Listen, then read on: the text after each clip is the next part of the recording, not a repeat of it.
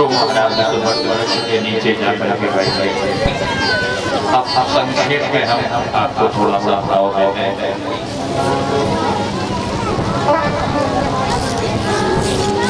श्रीमद् भागवत का जो मूल रहस्य है वो है हमारे स्मरण में परमात्मा आना चाहिए। हमारी और आपकी भक्ति जो है वो केवल दर्शन तक की हुई। हमें और आपको लगता है कि हमने दर्शन कर लिए भगवान के मंदिर में जाकर के तो हमारा कार्य पूर्ण हो गया। दर्शन एक साधन मात्र है। दर्शन के बाद जब तक स्मरण नहीं होगा, स्मृति में नारायण नहीं आएगा, दर्शन भगवान की करें और याद हर संसार की करें तो बात नहीं बनने वाली। कर्म लाग चाहे सो करिए केवल नाम हमारो धरिए।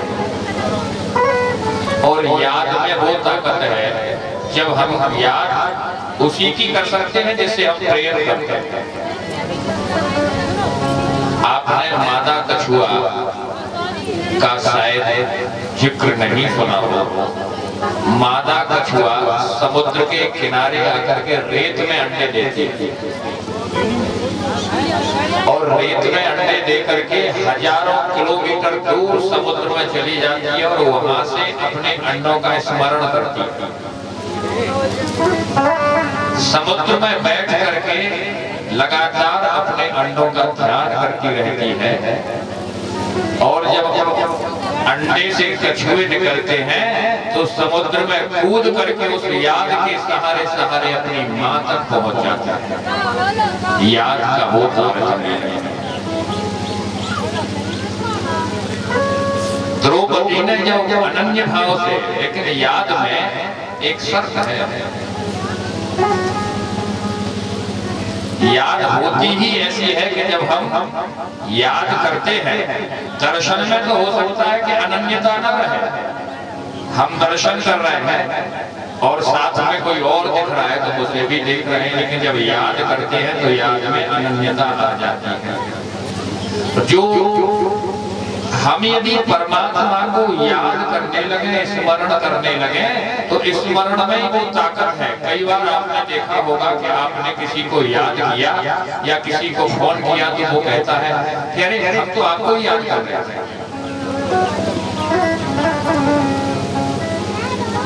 बेतार का तार है याद, हमारी याद वहां तक पहुंचती है। ध्रुव महाराज ने उस निर्जन वन में जाकर के मंत्र तो मन को अंदर करने का, भगवान से जुड़ने का एक साधन मात्र है। हम मंत्र जपते रहे, मंदिरों में जाते रहे, फूल पत्ती चढ़ाते रहे, मालाएं चढ़ाते रहे, प्रसाद लगाते रहे, चक्कर देते रहे, तीर्थ यात्रा करते रहे, ये सब साधन है जिससे तुम्हें भगवान से प्रेम हो जाए और भगवान की याद आने लगे। और हम ये सब कर्म करते रहे, क्रिया करते रहे और प्रभु को याद ना करें तो हमारी क्रिया का कोई प्रतिफल हमको प्राप्त नहीं होगा। ध्रुव महाराज ने जब इतिहास साक्षी है, एक ध्रुव ही क्यों, भक्तों को कभी भगवान के दरवाजे पर नहीं जाना पड़ा।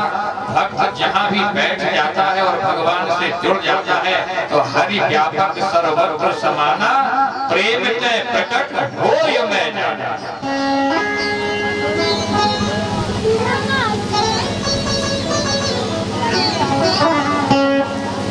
ध्रुव महाराज ने उस निर्जन वन में बैठ करके 6 महीने मात्र तपस्या किया और 6 महीने में ध्रुव महाराज 5 वर्ष की जिनकी आयु है, जब वो अनन्य भाव से भगवान से जुड़ गए तो जो जाना है सो देह जनाई और जानत तुम ही होए जाई।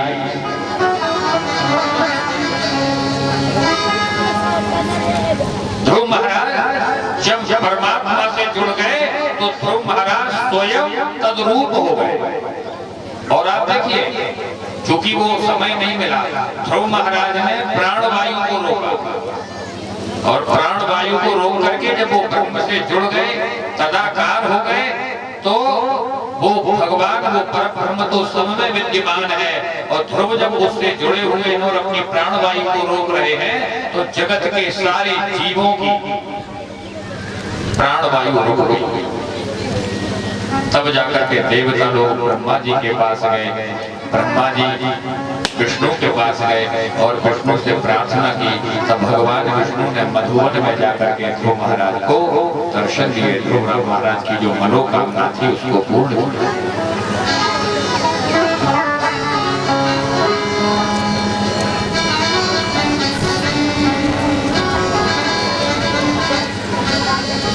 ध्रुव महाराज की मनोकामना पूर्ण की। 36,000 वर्ष का राज सुख ध्रुव महाराज को दिया गया। जहाँ पर कृपा राम की हुई तहाँ पर कृपा कर प्रभु का प्रसाद पाने के बाद ध्रुव महाराज जब अपने महल की तरफ लौटे, तो वही उत्तानपाद जिन्होंने सिंहासन पर बैठाने से की सहमति नहीं दी थी, वही उत्तानपाद राजकीय सम्मान से लेने के लिए ध्रुव महाराज को पहुंचे। ध्रुव महाराज जब आए और सबसे पहले अपने परिवार के लोगों में जब उन्होंने देखा कि सभी लोग खड़े हैं, तो सबसे पहले सुरुचि माँ को उन्होंने दंडवत किया। सुरुचि माँ को प्रणाम करने के बाद फिर अपनी सुनीता माँ को प्रणाम किया, पिताजी को प्रणाम किया।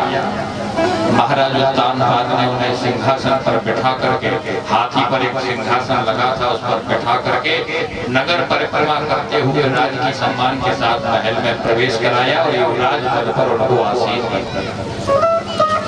ध्रुव महाराज ने 36,000 वर्ष उदासीन वृत्ति से राज्य को भोगा। उदासीन वृत्ति से क्यों राज्य को भोगा? कोई ये न समझे कि शायद ध्रुव महाराज की भुजाओं का बल नहीं होगा, इसलिए उदासीन वृत्ति से कि कोई राजा हम पर आक्रमण ना कर दे, उदासीन वृत्ति से ध्रुव महाराज ने राज्य को इसलिए भोगा। उदासीन वृत्ति से राज्य को केवल इसलिए भोग रहे थे कि हमसे कोई ऐसा अपराध ना हो जाए, ऐसी कोई गलती ना हो जाए कि हमारी जो तपस्या है उस तपस्या का प्रतिफल जो हमें मिलने वाला है उससे हम वंचित हो जाए। हम और आप तो 100 साल की उम्र के लिए 100 साल की उम्र भी नहीं मिल पाती। 60 साल की औसत आयु है। 60 साल की आयु में ही तमाम तरह के विकार पैदा कर लेते हैं। ध्रुव महाराज ने 36,000 वर्ष तक राज्य पाठ चलाया और एक भी विकार अपने अंदर नहीं आने दिया। ध्रुव महाराज इतने बलशाली थे कि उनके भाई उत्तम को जब यक्षों ने मार दिया तो यक्षों की सेना पर उन्होंने आक्रमण किया और खून की नदियां बहा दी। तब कुबेर ने और मनु महाराज ने आकर के स्वयं ध्रुव महाराज से युद्ध रोकने के लिए कहा। 36,000 वर्ष राज सुख भोगने के बाद जब समय आया तो ध्रुव महाराज को लेने के लिए नंद और सुनंद विमान लेकर के आ गया। ध्रुव महाराज जब उस विमान में बैठने लगे तो मृत्यु आ गई और मृत्यु ने कहा कि महाराज बिना मुझे स्वीकार किए कोई इस लोक से नहीं जा सकता। तो ध्रुव महाराज ने कहा बैठ जाओ। मृत्यु बैठ गई और मृत्यु के सिर पर पैर रख करके ध्रुव महाराज विमान में बैठे। मृत्यु के सिर पर पैर रखने का मतलब है कि मृत्यु से डरे नहीं। मृत्यु के नाम से हम संसार के जगत के जीव भयभीत हो जाते हैं। क्यों भयभीत हो जाते हैं? क्योंकि मृत्यु की हमने तैयारी नहीं की। हम जीवन की ही तैयारी करते रहे, जीवन को संजोने में ही लगे रहे और मौत को भूल गए। मौत की हमने तैयारी नहीं की। हमारा स्वभाव है जिस चीज की हम तैयारी नहीं करते उससे हमें भय लगता है। कोई विद्यार्थी यदि परीक्षा की तैयारी उसने नहीं की तो उसे परीक्षा से भय लगता है, और जिसने परीक्षा की तैयारी की है, खूब पढ़ा है, उसे भय नहीं लगता, वो तो इंतजार करता है परीक्षा। ध्रुव महाराज ने तो साधना की थी। ध्रुव महाराज को तो पता था कि मृत्यु के बाद हमें उत्तम लोक प्राप्त होना है जहां से हम भगवान के दर्शन करते रहे। इसीलिए ध्रुव महाराज ने मृत्यु विष्णु के सिर पर पैर रख करके विमान में बैठे, विमान जैसे ही आगे बढ़ा, ध्रुव महाराज ने को याद आया कि मेरी माँ तो घर में ही रह गई है। तो ध्रुव महाराज ने नंद और सुनंद से कहा, रोक दो, मुझे वो लोग नहीं चाहिए जहाँ मेरी माँ ना हो। माँ के चरण सबसे बड़ा हमारे लिए लोग है। तो नंद और सुनंद ने कहा कि देखो महाराज, आपकी माँ का रथ तो आपसे आगे जा रहा है। ध्रुव महाराज ने माता सुनीता का रथ देखा, माँ को प्रणाम किया, और इतिहास साक्षी है कि आज भी ध्रुव तारा के रूप में उत्तर दिशा में महाराज ध्रुव अपनी सुनीता माँ के साथ बैठे हुए हैं। सारे ग्रह नक्षत्र तारागण उनकी परिक्रमा करते हैं और वहां से बैठ करके बैकुंठ में भगवान विष्णु के नित्य दर्शन करते रहते हैं। ये तपस्या के प्रभाव से ध्रुव महाराज को वो लोग प्राप्ति हुई। अरे हमने और आपने भी अपने जीवन में देखा है, ऐसे साधु संतों को देखा है जिनके पास 4 अंगों की लंगोटी है मात्र, और जब उन्होंने साधना की तो जंगल में मंगल कर दिया, महल खड़े करा दिए। हमने एक साधु महात्मा को स्वयं देखा, वो जैसी इच्छा करते थे वैसा का वैसा होता चला जाता। एक दिन की बात है कि हमने सोचा, उन्होंने कहा हमारी कथा कर दो, सत्यनारायण की कथा। तो हमने सोचा कि इनकी परीक्षा है, तो हमने कहा महाराज कथा का सामान तो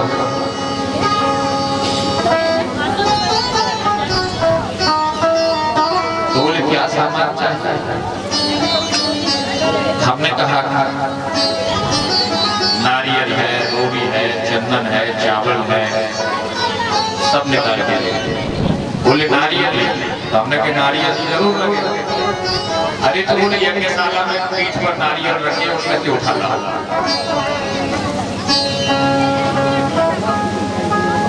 हमने कहा कि महाराज यज्ञशाला की पीठ से नारियल नहीं उठाएंगे क्योंकि उनका अभी विसर्जन नहीं हुआ। अरे बोले तुम तो पंडिताई बता रहे हो। बोले देखो कच्ची झोपड़ी थी, उसमें बोले ठाट में देखो उधर कुछ नारियल आगे रखा हुआ। ठाट में देखा तो नारियल रखा था, हमने नारियल उठा। बोले अब क्या चाहिए। हमने कहा महाराज दूध, दही, घी, शक्कर, शहद। अरे बोले राग फैला रहे हो, साधुओं की कथा है ऐसे ही होती है। हमने कहा नहीं महाराज, लेकिन हमें तो डर लगता है, हम तो ग्रस्त हैं। अब हमें तो मन में था कि देखें तो सही। तो बोले देखो एक थैली लगी है, उसमें शहद होगी। उस थैली को उतारा तो शहद, उसमें दही होगा। कहाँ तक विस्तार करें, समय कम है। 5 चीजें मिल गई। कथा कहने के बाद बोले आओ भोजन कर। भोजन कर रहे थे तो हमने कहा, बोले और क्या मंगाए। हमने कहा महाराज नींबू का अचार।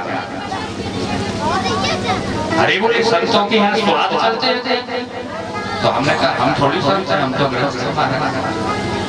तो बोले जाओ यज्ञशाला में वो यज्ञ कुंड है, उसके बगल में एक सफेद डिब्बा रखा होगा, उसे उठा। हम आपसे सच कह रहे हैं कि जब हम सफेद डिब्बा उठा के लाए उसमें नींबू का अचार। तो है क्या कि जब साधना करते हैं तो जैसे उस परमात्मा ने, उस परब्रह्म ने इच्छा की, तो इच्छा से ही सारा ब्रह्मांड का सृजन हो गया। ऐसे ही साधक जब साधना करता है और जो इच्छा कर लेता है वो फलित हो जाता है। जो इच्छा कर हो मन माही और प्रभु प्रताप कछु दुर्लभ। ये साधना का इसीलिए आप सब लोग साधना करते हैं, इसमें कोई तो मत नहीं। भक्ति का भाव नहीं होता, साधना के संस्कार नहीं होते तो आप कथा पंडाल में ऐसी भीषण गर्मी में आकर के नहीं है। हमारा निवेदन ये है कि साधना थोड़ा सा शास्त्रीय तरीके से करो, जान करके करो। अंधी भक्ति करने से कोई फायदा नहीं।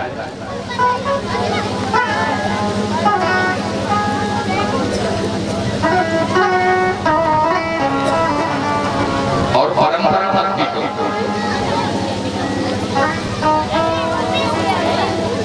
जो स्तुति भाभी गा रही है वही हम गाएंगे, जो डुलिया भाभी ने ली है वही हम लेंगे।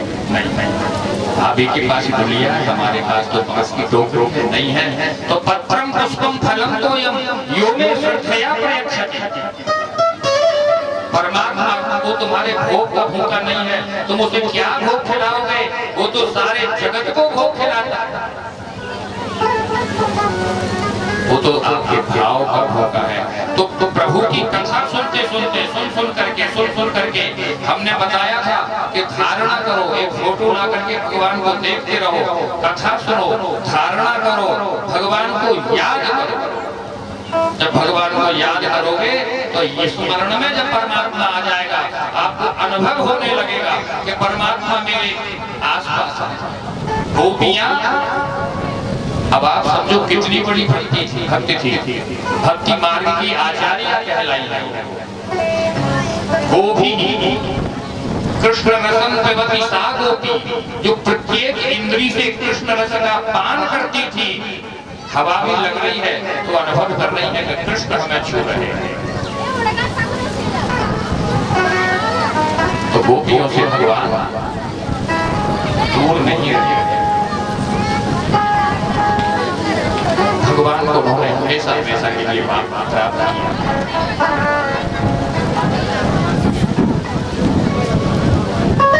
महाराज ध्रुव के वंश में आगे जाकर के राजा अंग हुए, उनकी पत्नी का नाम सुनीता था, मृत्यु वंश की अधर्मदंश की वो पुत्री थी। अब आप देखिए, अभी हम बोल रहे थे कि निषेक समय याद कल्पना तादृश स्वभाव संभूत सृजति जीव बुद्धिगा।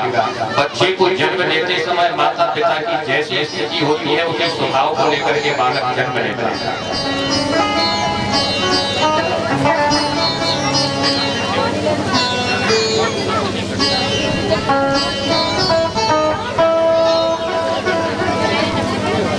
लेकिन अंग के विषय में कुछ और दिखाई दिया। अंग की कोई संतान नहीं थी तो महाराज अंग ने ब्राह्मणों से यज्ञ कराया। अग्नि कुंड से अग्निदेव प्रकट हुए और उन्होंने ब्राह्मणों को के सामने ही अंग को हवि दी, प्रसाद दिया कि अग्नि को खिला देना, पुत्र हो जाएगा। और पुत्र हुआ, लेकिन पुत्र बड़ा दुष्ट हुआ, दुराचारी हुआ, जिसका नाम था। तो यज्ञ के द्वारा संतान उत्पन्न की गई, फिर भी संतान दुष्ट हुई। तो ऋषियों ने शोध किया, ब्राह्मणों ने, विद्वानों ने कि ऐसा क्या हुआ।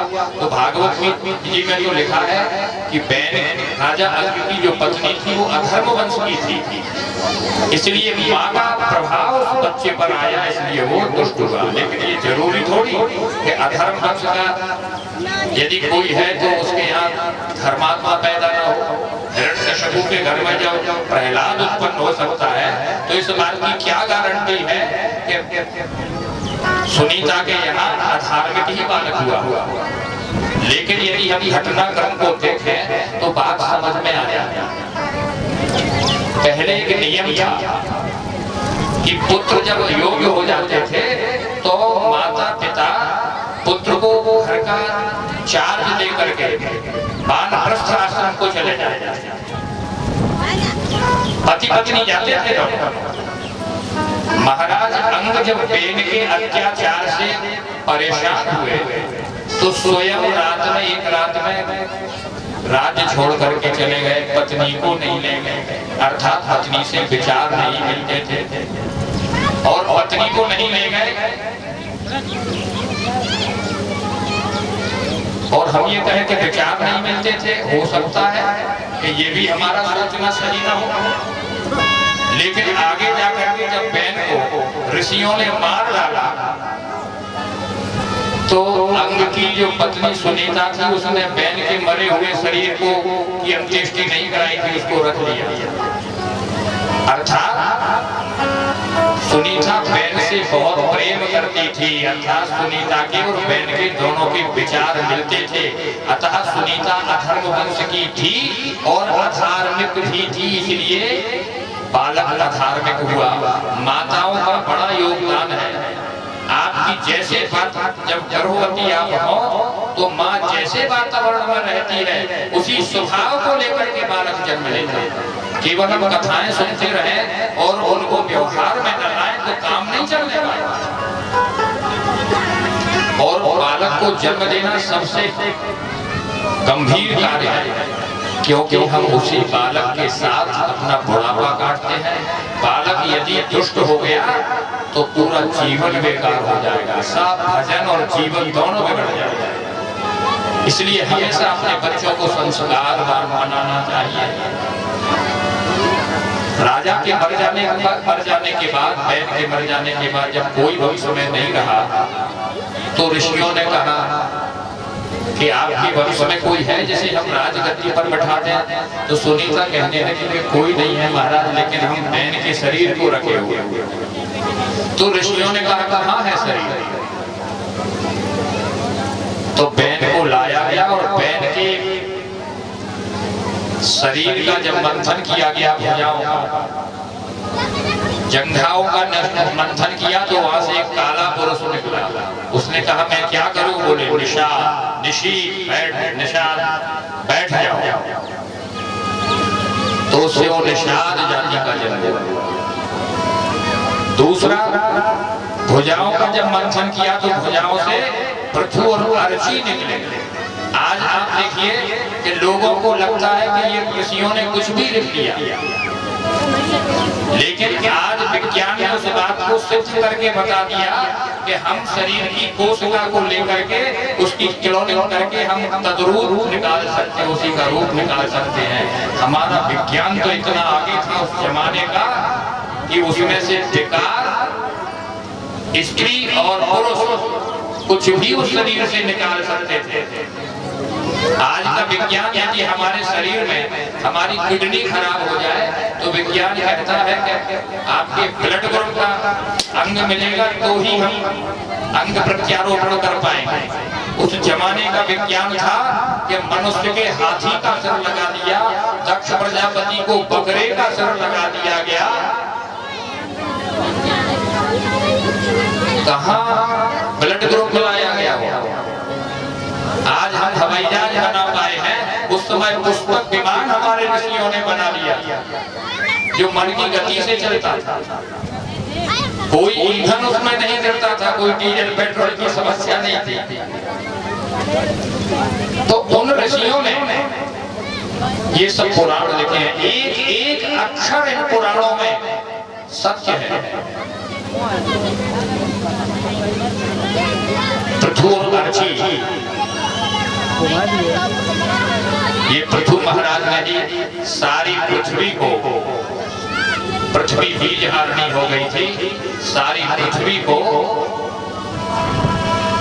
उपज के योग्य बनाया, पृथ्वी का दोहन किया और प्रजा को सुखी किया।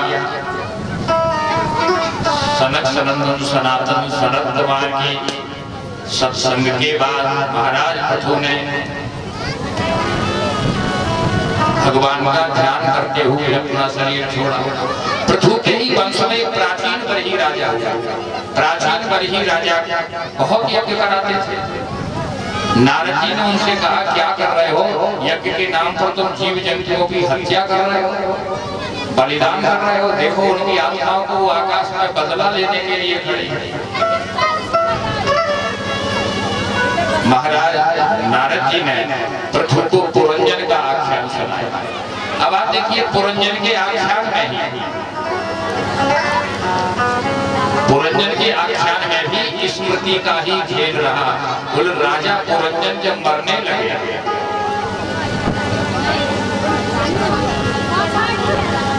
तो उनको लगा कि मैं तो शरीर छोड़ रहा हूँ, मेरी इतनी सुंदर पत्नी हमसे अलग हो रही है, ये पत्नी हमें कहाँ मिलेगी? तो स्त्री का चिंतन करते करते पुरंजन का जब शरीर छोड़ा तो पुरंजन स्त्री बन गए, राजा मलयध्वज की पत्नी बने।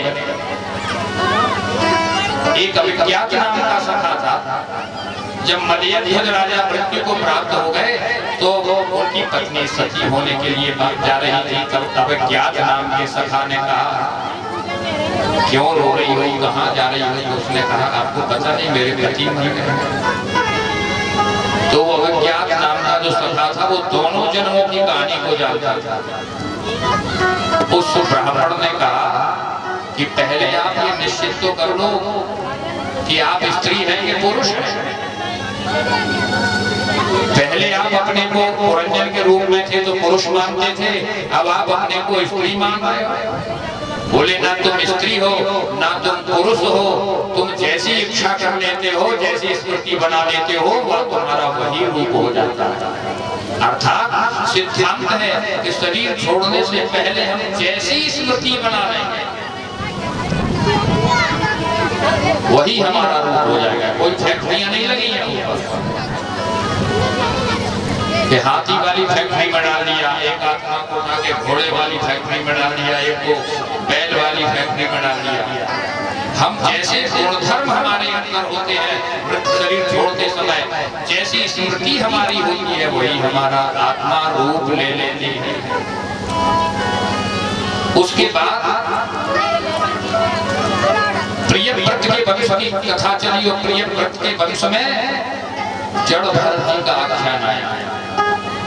जड़ भरत जी अपने पिछले जन्म में भरत जी 1 करोड़ प्रणव मंत्र का जप करते थे, तब जल पीते थे।